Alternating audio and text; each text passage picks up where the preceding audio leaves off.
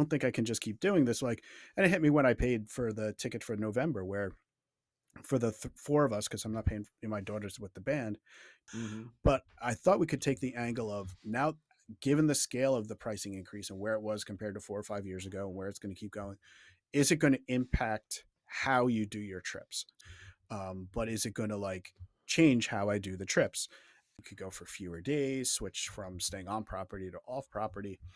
But one way that I think might be, and I was talking to my wife and she seemed to be kind of on board with this and get it, is doing, instead of going kind of every year for like 4 or 5 days, go every other year, but for like 2 weeks or something like that. And the main thing that jumped out at me was, and we've talked about it before, but you can't really get around the ticket costs, right? Which, from staying from a moderate to a value, staying off property, whatever, like not buying table service, but you can't get away without buying tickets. That is the biggest chunk of money. And it kind of hit me like, obviously, ticket price always being expensive, but this past price increase, it's only a handful of days, but the most expensive days now for Magic Kingdom are $209 to enter. I mean, that's just a single day ticket, but over $200. I think with tax, it's like $223 for one day to get into the. I don't think I can just keep doing this. Like, and it hit me when I paid for the ticket for November, where for the four of us, because I'm not paying my daughter's with the band,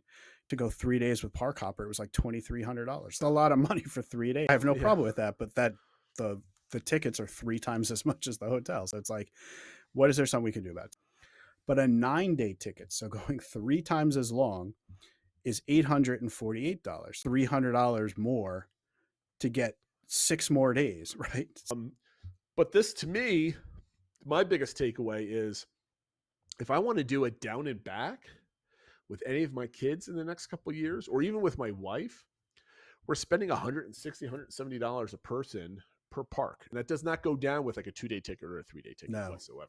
I can't justify a 3-day trip. I can't take my family for a weekend trip at these prices. Like, I refuse to.